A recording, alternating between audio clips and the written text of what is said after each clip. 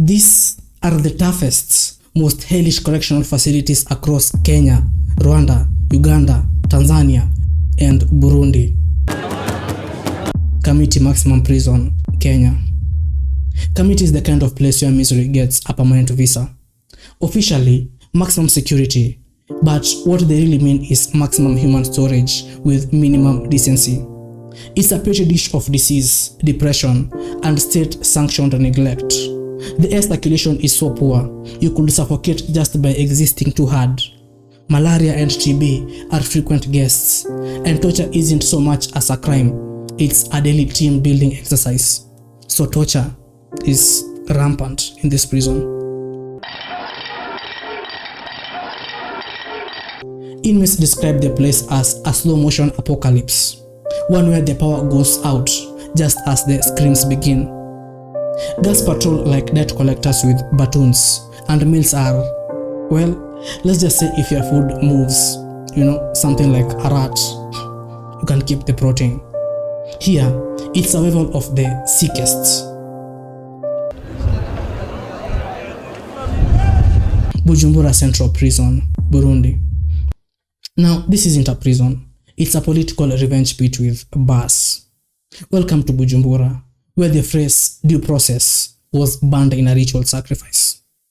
Overcrowding here is a lifestyle, a very depressing, disease-ridden lifestyle. Torture is so routine, it's practically part of the morning briefing. Medical care? That's reserved for guards' pets, not prisoners. And the legal representation? You need divine intervention. This prison holds people for things like having the wrong opinion or the wrong surname.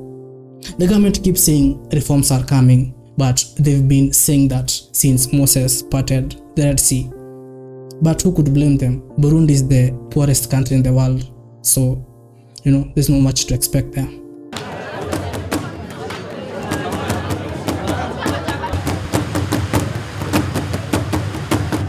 Luzira Prison, Uganda. Luzira is what happens when you mix overcrowding, legal purgatory, and absolute disinterest in human rights. At 200% capacity, even cockroaches are filing for eviction. Political prisoners share space with petty thieves, and diseases hold daily meals and greets. Healthcare? Healthcare here is someone giving you a look of pity while handing you a dirty rag. The walls reek of mildew and wasted time. If you manage not to die of malnutrition or tuberculosis, you still have to survive the physiological warfare of endless screams, unanswered pleas, and the guards' blank stares. You don't leave Luzira, you escape it mentally or spiritually. Keko Prison, Tanzania. Imagine living in a sewer, but without the charm. That's Keko. Here, hygiene is a foreign concept, food is abstract, and disease is seasonal, like the flu comes dressed in a tuxedo, right on time. The showers? Mostly just an excuse to cry in company. The 2025 reports practically begged for reforms, but officials responded by blinking slowly and muttering something about logistics. Medical care is a fairy tale, and if you've got asthma or diabetes, the best treatment available is don't.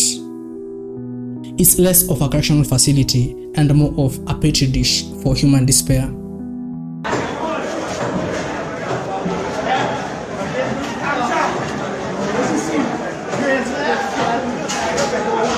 Ruhengeri Central Prison, Rwanda. Ruhengeri isn't so much a prison as it is a very aggressive hunger strike you didn't sign up for. Think of it as a medieval dungeon with Wi-Fi signal, if the Wi-Fi was also on life support. Overcrowding is so intense that a sneeze causes a domino effect of bruised ribs. There's no food to speak of, unless you consider misery broth and boiled hopelessness edible. Water? Sometimes. Soap? In your dreams. The average day consists of illness, boredom, and existential dread. Dolls cry with mold, and the inmates cry for justice, and neither gets cleaned up. Nairobi Industrial Area Prison, Kenya. Welcome to Nairobi Industrial Area Prison, where time slows down and human rights go to retire. With occupancy pushing 200%, this place is so crowded that inmates are basically on first name basis with each other's body odor. It's like someone turned a UN refugee camp into a blend and forgot to put a lid on. Most prisoners aren't even convicted. They're just stuck in a legal limbo long enough to start growing moss. Medical care is a pray and hope system, and the toilets are better described as archaeological artifacts. Mental health? Oh please.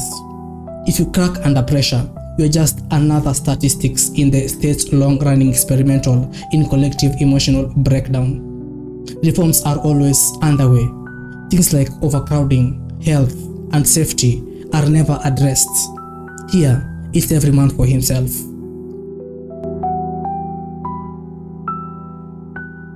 Kigo Prison, Uganda. Kigo is the Bermuda Triangle of Uganda's justice system. People go in, but they rarely come out with a court date. Inmates here are like slave detainees, simultaneously innocent and forgotten. No trials, no timelines, just time itself, dragging on like a funeral dirge. Hunger is a daily guest, and hope is rationed stricter than food. Activists protest, the government issues statements, and nothing changes. This isn't incarceration, it's indefinite human storage with a twist of despair. Your best legal option? A miracle.